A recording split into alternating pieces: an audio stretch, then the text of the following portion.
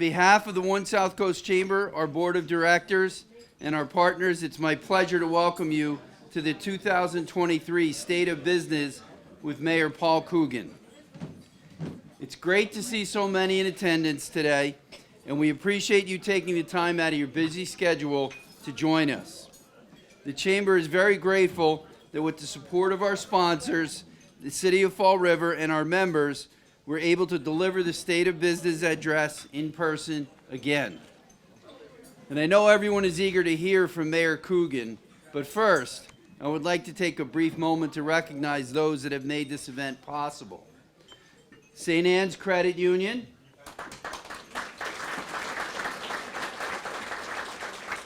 SouthCoast Health, Bay Coast Bank, and Bristol County Savings Bank.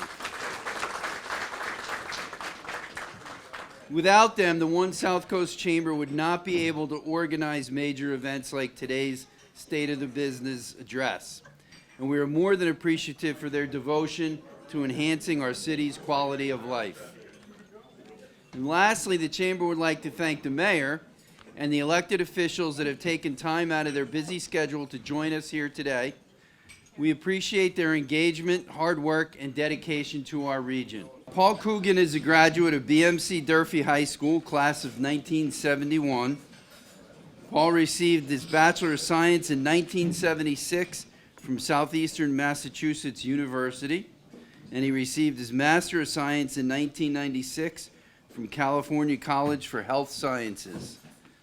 Paul has worked in the Fall River Public Schools for over 30 years in a variety of roles such as teacher, program director, and vice principal.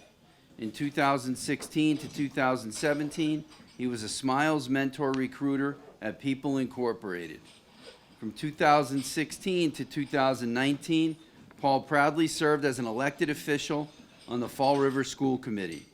And since January of 2020, Paul currently serves as the mayor of Fall River. Recreationally, Paul enjoys spending time with his wife, Judy, watching live music and working out to maintain his fitness. Thank you again for being here today, and we're all looking forward to the mayor's remarks. Welcome.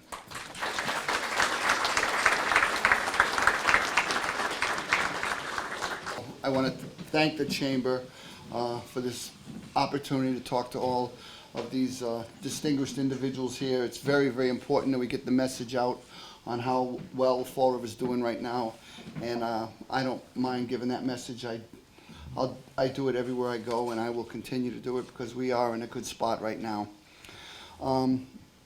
There's a lot to talk about. I'll try to get through it because I do not like talking while people are waiting for their food because that's going to get ugly. I'll start with one of the most obvious and most recent things, which is the reconstruction of Route 79. We were just talking about it at our table there. As everyone can see, this is moving extremely, extremely quickly. When they're done, they'll be able to improve pedestrian and vehicle access to all of the existing waterfront activities and create a whole new waterfront boulevard. They will result in almost 1 million square feet of space along the waterfront for things like housing, restaurants, retail. It's going to change the face of Fall River along that whole strip. It's expected to bring in over $600 million to Fall River in private investment and, of course, thousands and thousands of dollars in tax revenue to the city, which is very important to have a functioning government. Because it will increase access to the waterfront, we will see economic development spread out from 79 along the neighboring communities and around the neighborhoods in that area. The 79 project will also complement other investments we are making right now along our waterfront. Last fall, we dedicated the Tom Norton City Pier. I know some of you were there. As we go into our first summer with the pier open, we look forward to having food truck festivals, outdoor concerts. Yesterday, we were talking about maybe a drive-in movie on the grass out there for people to sit at, not to drive cars on, but to have things like that on our waterfront. In January, we put up pilings along the north side of that pier where we expect to have the ability to bring in 12 recreational boats so people can walk to one of the restaurants, tie up there, and try to increase some of the vibrancy along that waterfront. Across the area they're taking down on 79-2, we also have the ability to look forward to the opening of the SouthCoast Rail Terminal, which is going to be a tremendous asset to the city of Fall River. High-speed rail will be fully operational by the end of the year, and it will establish the commuter rail from Fall River for the first time since 1959. As you all know, this is going to open up job and recreational opportunities for all of our residents and make it easier for visitors to come to our waterfront and visit other city attractions. The main challenge that comes along with a project of this scope, Route 79 and the train, is future development, and we're desperately trying to meet the needs for parking along that waterfront, which we do believe is going to be a bottleneck for a little while. We're right now working with MassDOT and other partners to identify temporary lots that we can use this summer so we can adapt our new traffic patterns to the Route 79 reconstruction. We've had a slight change in our plans for the salt sheds under the Braga Bridge to open up space for more parking. Right now, we're going to try to find a way to configure state and city land to have flat parking and maybe fence the sheds off and pave that whole strip and make a pedestrian walkway through to the back of the Narrows or Troy City Brewery so we can have a little better access pattern down there.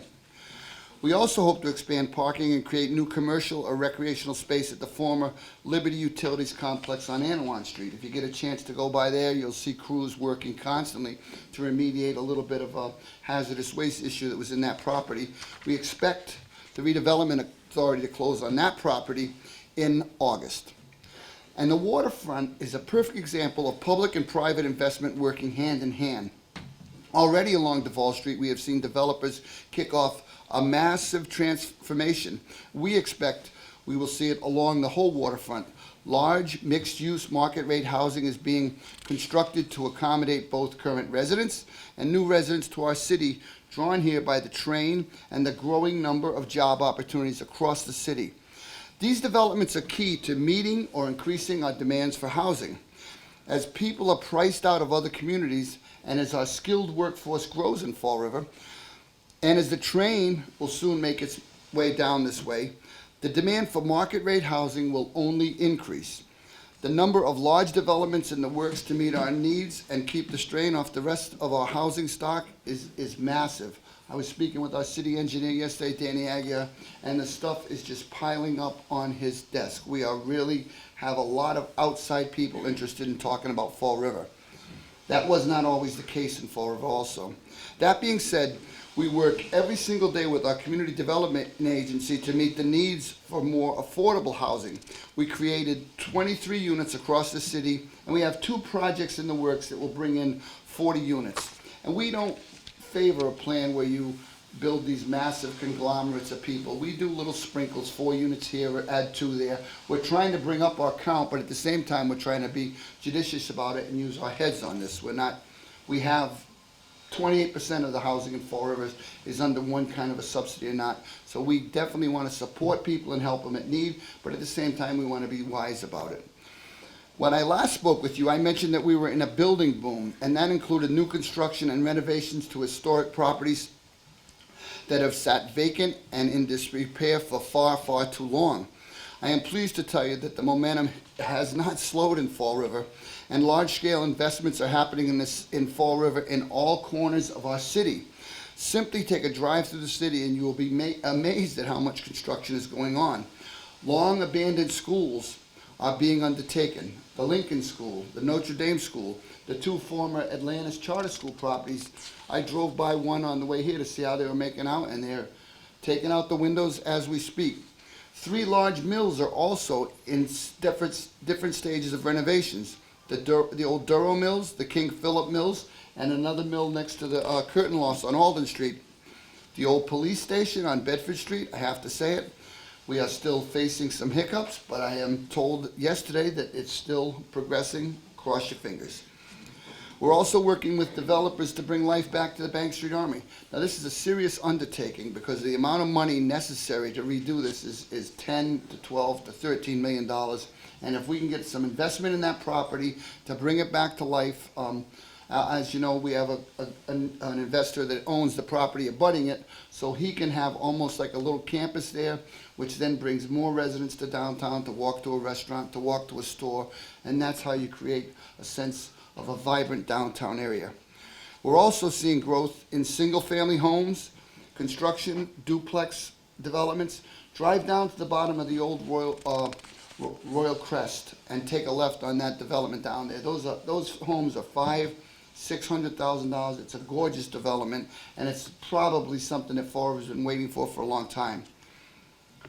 For example, last week I was called to the State House to testify on behalf of the Healy-Driscoll administration's proposal to fund the HDIP, tax incentives for market rate housing. HDIP has been a fantastic tool for the city of Fall River to encourage investment, and I'm hoping that the legislature fully funds this going forward. An interest in investment in Fall River is not limited just to housing. Fall River has gained a reputation as an affordable, welcoming choice for companies large and small. It's got to the point where people are calling the mayor's office to ask where is their space. And I obviously rely on guys like Kenny Fiola or RDA, but we're trying to find room for people to come to our city. Our main struggle in Fall River is in one word, that, space. Our 3 business parks in the north end of the city right now have a 95% occupancy rate. Current tenants are expanding and new tenants are constantly looking for room to grow in Fall River. Blount Foods has committed to create an additional 70 jobs on their site as part of another $69 million expansion. Nantucket Sound Seafood has started construction on their facility, which will result in 15 additional jobs. To meet the needs of their tenants, Madison Properties is creating 275,000 square feet of space for new and emerging businesses in the same complex. Another 120 acres of land was recently purchased by VMD Industries to build a campus at Innovation Way, which will create over 900,000 square feet of space available for business. Research, development, distribution, warehousing, cold storing, all these companies are coming into the north end of our city. And construction should begin soon on that project alone. It is expected to bring in hundreds of new jobs to the 6,000 that are already there and create massive amounts of tax revenue and opportunity for people to expand their lives in Fall River. Offshore wind is another industry that is set to expand in Fall River. The SouthCoast Wind Project is set to create over 250 full-time jobs, and we can expect more growth in the future. Many of Fall River's past struggles were partially because of our reliance on one industry, textiles. We didn't have the diversity or the flexibility to pivot once those manufacturing jobs moved. Today, we have so many different industries and employers expanding across the board in Fall River. Distribution, wind, manufacturing, biomedical science, cold storage, and so many more. And of course, it's necessary to support the small businesses that have made Fall River what it is today. As we encourage these large developments and industrial growth, we need to keep our focus on small business. They are the key to having a vibrant, livable city. It's a very, very exciting time to be mayor of Fall River, and I hope to live here for most of you guys. 2 new restaurants are opening, Origin downtown and another one at the former Boneheads right next to the Narrows along the waterfront. And a few more, which I can't talk about right now, are in the pipeline to open shortly. When I was last here, we had the Small Business Recovery Grant Program. That's been winding down. There are still opportunities if people are looking for some support for their business for COVID-related issues you may have. You can contact Bristol County Economic Development. But again, those monies will be used across the city to improve the quality of life for people. And of course, a lot of our support for small business has been centered around 2 main commercial strips in Fall River, Main Street, and Pleasant Street. Downtown, the Redevelopment Authority hired a consultant to work with the city to expand our historic district, which is also on the National Register. This will make it easier for developers to access historic tax credits, to support redevelopment of historic buildings for housing and commercial space right in the heart of our city. In the Flint neighborhood, particularly the Pleasant Street commercial corridor, we're pursuing a roadmap for neighborhood revitalization. Pleasant Street business owners and neighborhood residents are collaborating on a planning process right now with the RDA and a team of experienced consultants. The roadmap for the neighborhood revitalization is nearly complete, and we should be able to make it public relatively soon. And as we begin to implement the roadmap, we're completing an urban renewal plan that identifies properties to be redeveloped, streets and sidewalks that we'll improve. These two plans will draw public and private investment, bringing new shops and restaurants to Pleasant Street. New housing will be developed while existing housing will be improved. We also have plans to inform the use of close to $2 million in a neighborhood reinvestment grant, thanks to Senator Rodrick, as well as other grant monies we're pursuing with our Congressman Jake Auchincloss right now.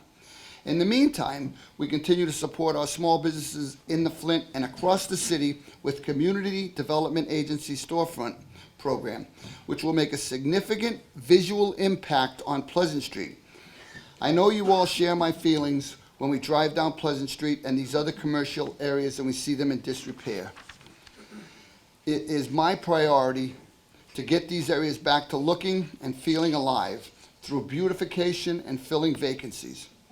Storefront improvements are just one way we are making our city a more attractive place to live, work, or own a home or a business. We have made significant plans to invest in beautification and infrastructure projects that have been put off for far too long. Just a little longer, guys, sorry. We have also invested ARPA funds in a program to help beautify our city through stump removal and tree plantings, both within the parks and on our streets. Residents can expect to see more and more trees. We think this will not only help neighborhoods to look better, make them more walkable, and make people feel pride in our city. More plantings will be done together with our work on streets and sidewalks. You can expect to see a very, very busy summer this week with streets and sidewalks as we continue to make long overdue repairs to roads, water services beneath them. The new ARPA regulations, they just came out this year, I mentioned earlier, will also allow us to use federal funds for infrastructure projects, which means more roads and much more needed renovations to city buildings like our Department of Public Works complex on Lewiston Street, which is in lousy shape. Of course, new roads means nothing if we aren't maintaining them and keeping them free of litter. We used ARPA funds to buy 2 more street sweepers. And this week we began our first full season of residential curb-to-curb cleaning programs throughout the city. I was at one of the neighborhood meetings last week in the Maplewood, and a woman came up to me and said, I have to tell you, this is the first time in my 45 years in Maplewood that I've ever seen a street sweeper on my street. And we are going to continue with 4 of those things buzzing around the city as much as possible. I am not a fan of litter. All of this is only a small piece of what's happening in Fall River every day. Beyond this, we are constantly juggling our priorities at Government Center to improve services to the residents. We're in the middle of a multi-million-dollar campaign to improve our parks. We are making much-needed investments in equipment and training in public safety agencies. Recruiting and retaining talent is a priority, and we have launched a new program to provide forgivable loans to our recruits in the police academy in return for a 5-year commitment to the city. Our police will soon be wearing body cameras, something we waited for a while, and our hope is that the department will be fully staffed by the end of the summer. We are working with our school department to get students back on track educationally, socially, emotionally, while we still are filling vacancies. There will be a significant expansion of pre-K throughout the city. It would take a lot more than this 20 minutes to dive into how many different ways we are addressing homelessness in the city of Fall River, substance abuse, and mental health. These are key issues in every community. But I am proud of the work that we did over the winter with this population to try to make them have a more livable quality of life. We bought portable bathrooms. We visited all the camps. We walked around. We tried to get people into treatment. We tried to get people into housing, and we worked on it every single day since I've been down there. On the city side, we brought in a bunch of new talent, and we have a number of great new staff members contributing to our team. We are in the middle of a very long and complicated process of creating a more accessible city website. I've seen it. It looks spectacular. We've partnered with Viva Fall River to complete a first-of-its-kind tourism pilot program where we contracted with our partners at UMass Dartmouth to complete a tourism study to guide investments going forward. We have even applied for a grant in the hopes of getting 2 new trolleys for events, tourism efforts, parking shuttles, and more. And so much is happening every single day in the city of Fall River. It simply can't fit into this one speech today. We drive around all the time. We stay visible. We try to keep our finger on the pulse of what's going on in the city. And one of the reasons I think we've been so successful is the people in this room today. A lot of you are the backbones of what goes on in our city. You care about where we live. You care about the community. And it's a privilege to work with you every day.